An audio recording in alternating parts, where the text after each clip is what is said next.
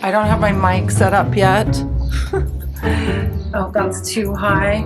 I cannot tell you how enjoyable this was. I can tell you how enjoyable this was. I can tell you how enjoyable this was. I'm just dying of heat in here right now. Whew.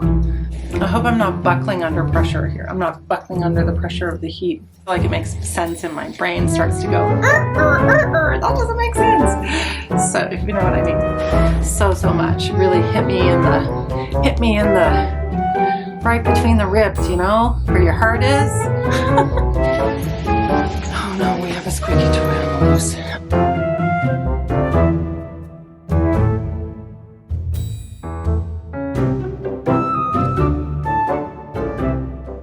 Hi everyone, it's me, Jess. I hope you're all doing well.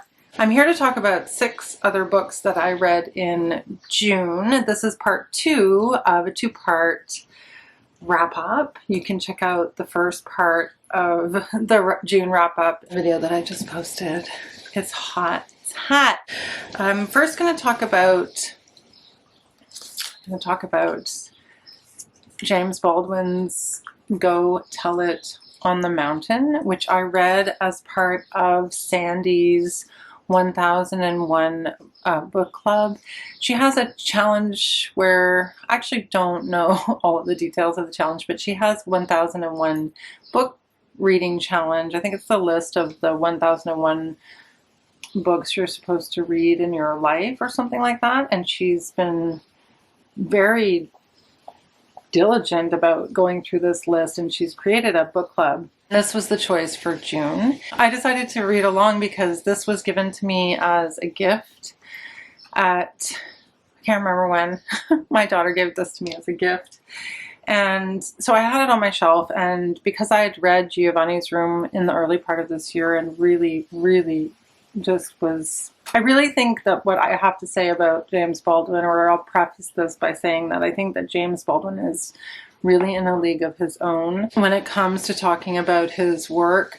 You can't give his books maybe the recognition that they deserve, or it's hard to put into words how to appreciate the writing of James Baldwin, especially, and I'll get into this in a minute, especially as a white person, especially this book. I think Giovanni's Room was a little bit more accessible that way, but this book wasn't as accessible. I think I'm getting ahead of myself a little bit. So just to say that I think that James Baldwin really is in a league of their own. So it's not like I could compare a James Baldwin book with other books in choosing a top 10, for example. James Baldwin was born in Harlem in 1924, and this is his debut. And it's totally astonishing for a debut work, first of all. It was actually published in 1953 while James Baldwin was living in Paris. I am also going to preface this by saying that I'm a white woman reading a James Baldwin book about being Black. So what I think is important here is just to acknowledge that at the beginning of this review, or at the beginning of sharing my thoughts on this book, because I think that distinction is really important to make. And I'm going to link a couple of reviews by other booktubers who are Black, who will have experiences of the book that will be different from mine. And I really tried to keep that in mind while I was reading Go Tell It on the Mountain, because it did feel in a certain way very inaccessible to me. And I really believe that that's just because I don't think stop the press. I don't think that James Baldwin was writing for white people. It's not exactly, that's not who he's writing for. And I think that's really important to keep in mind in order to be able to appreciate his work, especially for this novel, which, as I say, is his debut novel and is about a young boy. And it's supposed to be semi-autobiographical about a young boy named John Grimes growing up in Harlem. And he's growing up in white America. So that's the first thing. Growing up in white America in Harlem. And he's also growing up in a very religious environment. So those two themes are just very strong. So I guess there's sort of 3 themes that are very strong in the book. There's this coming of age story about a boy who's trying to find his way and is caught between the sort of two worlds or different worlds that surround him.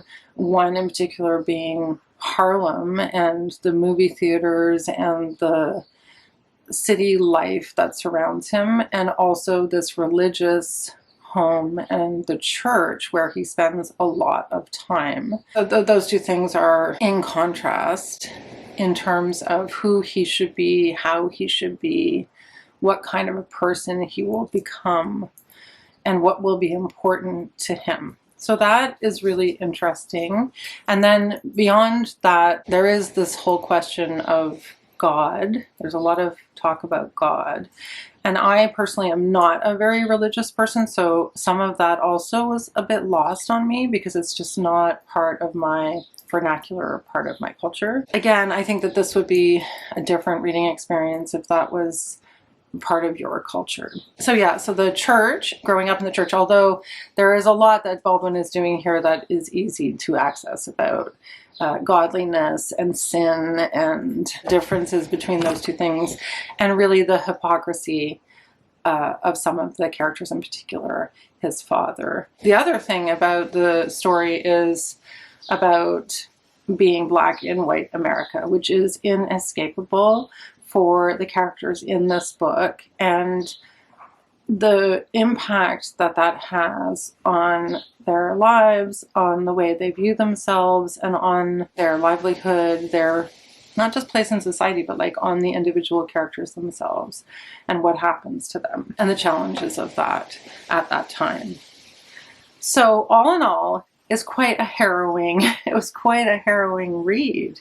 And I think that people will struggle with this book for those reasons, or that you should be maybe prepared for those things when you're going to go into reading this masterpiece. Like this is such an incredible feat of writing for as a debut, and also just as I said, I think James Baldwin stands apart from other authors. The thing about Go Tell It on the Mountain is it's just such an honest, like brutally honest portrayal of being Black in white America, which I've already said. So for John, he has to choose between two worlds. You know, he has to choose between the world of his people and his culture, not just in terms of his Blackness, but also in terms of his religion, and the world, another world that might be open to him that he's been able to have a glimpse into because of living in Harlem. But this book, like I can't emphasize enough that this book is really for Black readers. It's written for the Black community. I don't think a white audience is the audience that was intended for this book. And it doesn't mean that you shouldn't read it, and it doesn't mean that you can't get a lot out of it. It's just that there's a difference there in terms of how you should approach the book. And so for me, my lack of experience with the church and my not being Black made this a very interesting and compelling read. And as long as I was able to keep that in the forefront of my mind, I was really able to take so much more away from the story. But I did feel the entire time while reading it, which completely makes sense and just is again a sign of how incredibly well written it is. I felt very separate from the characters. Like there's no way that I could have, like I just always felt like a sense of detachment from the characters and a sense of distance from the characters. It's got great depictions of the Baptist church and spirituality and what godliness meant to people or means to people. There are many, many heartbreaking moments in this story. The other thing that I wanted to say about the story is that it features some very, very strong female characters, which I really appreciated. They are so well drawn, the female characters in the story, and the way that they behave and the choices that they make are so empowering and strong considering the circumstances that they're in.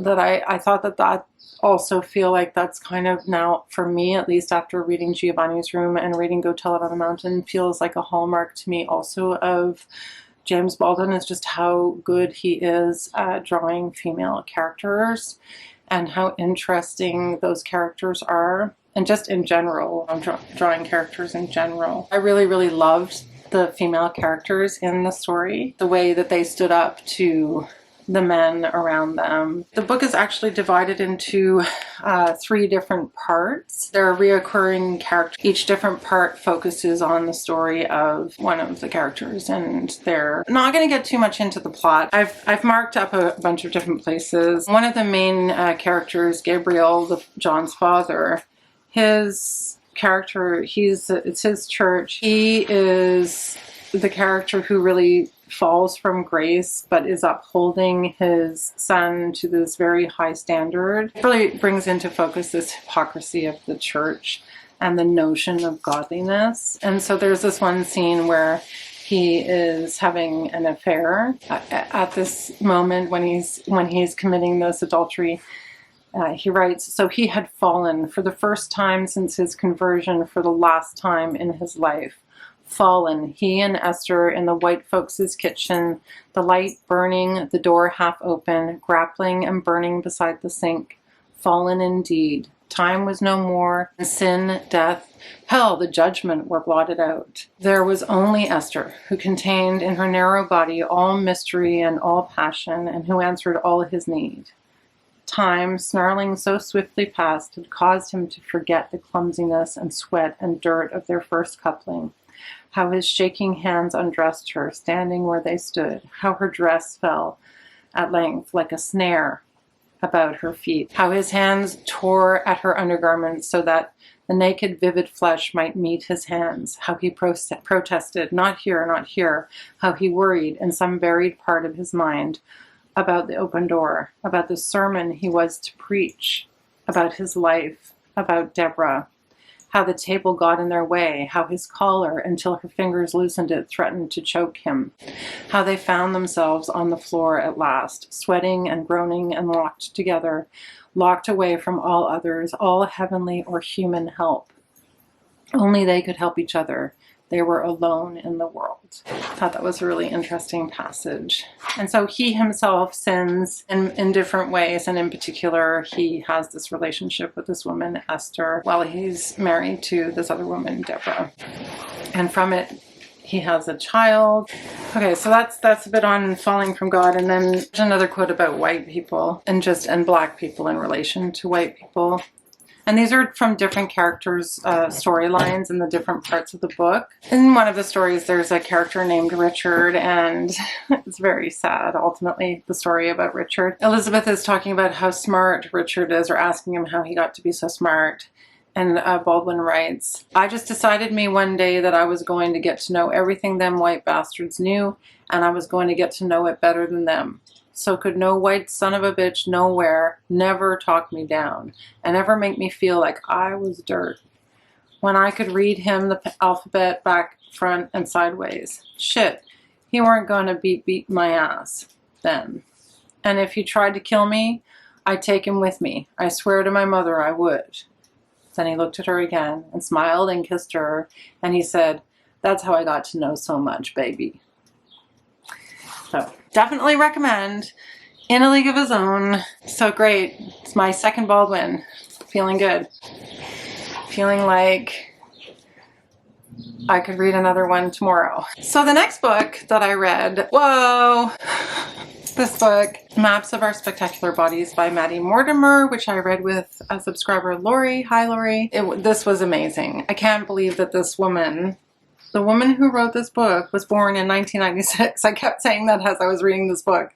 I can't believe this woman wrote this book, and she's so young. And I guess it's a debut novel. There's so much creativity. There's so much artistry in this book and the way that this story is told. It's the story of Leah, who has cancer, and cancer is one of the main characters in the story. It goes back and forth between when Leah's an adult dealing with her diagnosis. So it's divided by time in terms of the present day and the cancer diagnosis and the family dealing with the cancer diagnosis. And then it goes back in time to when Leah was quite a bit younger and explores her first love with a boy named Mathews, and her relationship with her mother Anne and her father, who was a preacher named Peter.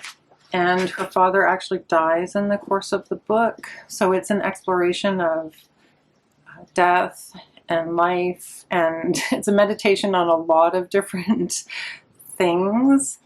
It's funny because Lori actually was saying when we were buddy reading this that she thought parts of it could be read almost like a devotional, and because there's so many different sections that are so insightful and philosophical. And I think that that's absolutely true. Oh, here's a part where like that wouldn't show up very well on an audiobook, you know. And it says in the wings of the bird, like, I have failed you, I have failed you, I have failed you. And it's a very heartbreaking book. It's about her feeling like she's failing her daughter. And it's about her relationship with her mother and feeling failed by her mother. And so mother-daughter relationships playing a big role in this story. First love playing a big role in the story. And then also the idea of disease and language. There's so much. There's no way that I can really cohesively talk about everything that I got out of reading this book. Impossible. Yeah, it really was quite amazing. One of the things that I thought was interesting is that she does talk a lot about God. The idea that God, or that you have somehow brought this disease on to yourself, or that could be an idea that humans believe when they get sick, or that some humans believe about other people when they get sick, especially with something like cancer. So I'll just read you this passage that I marked that's related to that. She writes, "The idea that this was all God's great punishment for being so disbelieving of him so young, hacked away very occasionally at night. It would travel up through Leah looking for air and then sink back down." And the sink back down is like, you know, written like this. So just little sharing of that thought. The voice of cancer, there's quite a bit of humor also in the book. The voice of cancer, there's a part where Cancer is talking about his favorite places in the body. And he talks about, you know, really loving the lungs, which was just so chilling. It's really chilling. I can't find the spot. And I have so many spots marked also in this book as well. And then also there's a kind of another parallel story with the daughter and a kind of bully character at her school who has it's not a burn book, but it's like a burn box where I think it's a burn box where she puts in secrets about different kids, and the secrets get revealed. And then I won't say how it all comes together with Leah and the cancer diagnosis. Explores so many different themes, and as Lori said, you could do a really deep dive and really dissect this book. And I think that different people coming to this book are going to find different things in it, because there's so much to offer here. Truly creative, heartbreaking, and quite wonderful as a piece of art, this book. Like, it feels like a piece of art to me. And I'm sure that I'll be reading it a second time. If I can bear it, I'll be reading it a second time. The next two books that I'm going to talk about are books that I read for the college reading vlog. The first is Tin Man, and the Tin Man is best described as an almost love story about Ellis and Michael, who meet when they're young and have an immediate fondness for each other, but then in the telling of the story, somehow they get distanced and separated, and Ellis marries a girl named Annie. And so we don't really know what happened with Michael, and that is really the story. The story really revolves around that situation. And I didn't realize this, but the story is also about AIDS as well. And I guess it's about loss and lost connections, but also about a great story of friendship and love between Ellis and Annie and Michael. And I just absolutely love this book and spoke about it at great length in the college reading vlog that I did, and just encourage you to go out and read it and let me know what you think. I love this book. In that same reading vlog, I read Pygmalion by Bernard Shaw. It's funny, this copy says Bernard Shaw rather than George Bernard Shaw, which is odd. But anyway, this was such an enjoyable read. Okay, that was a delivery. Now my dog is all amped up. So back to Bernard Shaw. So Pygmalion, this was so enjoyable, and I have to say that I think it maybe has, I think that this has really ruined the film My Fair Lady for me, because the play itself is so well written and so funny and so interesting. And I don't find, although My Fair Lady is great, I don't find that as much of what was presented in the play in terms of the ideas, the themes in the book were just so interesting. And I guess I have to watch the movie again to really be able to tell if it ruined the movie for me or not. But what is so interesting about the play is it really presents her sense of agency, or her desire for agency, so well, and that these men, in particular Higgins, are really taking away her agency by turning her into an experiment. And she is trying to pull herself out of the conditions of being the poor flower girl. That's Eliza I'm talking about. And so I just thought that it was just really funny and really well done. At the end of the play, he writes an ending. It's almost written as if it's a book, because he does write an ending, and it's not an ending that's acted. So he leaves the ending open to interpretation for whomever wants to put on the play. Now, I haven't done any research into this play or George Bernard Shaw, so would it be really interesting to see how the ending was staged by different productions potentially. In the end, spoiler, in the end, she doesn't fall in, according to Shaw's ending, she doesn't fall in love with Higgins. She falls in love with Freddie, who is someone of her same social standing and her same class, and they open a flower shop on their own. So in many ways, Shaw's version is just I found Shaw's version to be a lot more inspiring because of that ending. And she does take her experience with Henry Higgins and makes the best of it for her personally, and in a way that's completely separate from him. And I just really liked that. And I think it's a bit sad that the movie version didn't decide to use that ending. But I don't know. It's neither here nor there. I'm curious to see if anyone else has read Pygmalion and what you think of the play, and if you have any comments about productions of it, if you've ever seen a production of Pygmalion, if you've got any comments about that, I'd be curious. So the next book that I'm going to talk about is one that I finished in the first part of July, but wanted to talk about because I just have a lot of books that I'm reading and got to talk about them when they're fresh in your minds. That is The Memory of Animals by Claire Fuller. I really enjoyed Unsettled Ground by Claire Fuller, as I think a lot of people did, and was really excited to pick this up at the library when I saw it there. This is the story, and I really enjoyed it. I really, really liked it. Some people, I think, have been saying that it's dissimilar to what she's done before. She's doing something differently, but I think that she is, I mean, this was a solid read. Solid. It's a story of Nephi, who is chosen or volunteers herself to get a vaccine for a viral pandemic, a virus that's caused a pandemic. And she's in London, and this virus infects people and they lose their memory as well as dying, I think, pretty quickly. It starts out where she goes to the hospital and she gets the vaccine, and then what we discover is that the team who had been administering the vaccine fled. We don't really know why, and there's this group of people left in the building. She's quite sick, and then she comes to after several days, and there is this group of people in the hospital with her who have not been infected by the virus, and they are trying to survive off of what food is left in the hospital, and they're trying to convince her, because they think that she's immune, to go out and get them more food.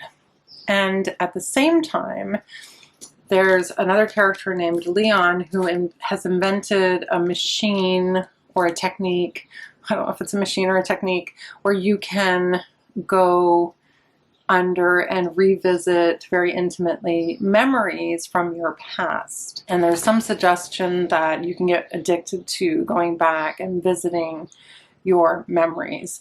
And so the story goes back and forth between present day and Nephi going back and visiting memories of her dad and her family and her boyfriend, who she hopes to see, but often finds herself in her earlier years when she's younger with her dad, and in Greece. Paxos is the name of the island. And there is also an octopus who is a character in this story, because Nephi works in at an aquarium. And I mean, I'm not going to tell you everything that happens in the book, but that's the gist of the story. There's more to it. They have a plan for Nephi that she doesn't know about, but discovers about halfway through the book. They have kind of a plan for her, and there are some things that they have withheld, that they haven't told her about what happened with the experimental vaccine and the other people who were part of that experiment, who she's been asking about. There are a couple of other storylines, and I thought it was great. I thought it was really well done. I thought it was a solid read, very good, really enjoyed it. Loved the character of Nephi. It brought up some moral questions that I thought were pretty interesting. Nothing new, but some interesting moral questions about how do we treat people who are sick. At one point, the nurse who was taking care of Nephi comes back to check on them, and some of the other people in the group feel threatened by her, and it's really interesting to see all the different points of view of how, whether they should let her in or whether they shouldn't let her in. And I thought it was a solid read. Really good book.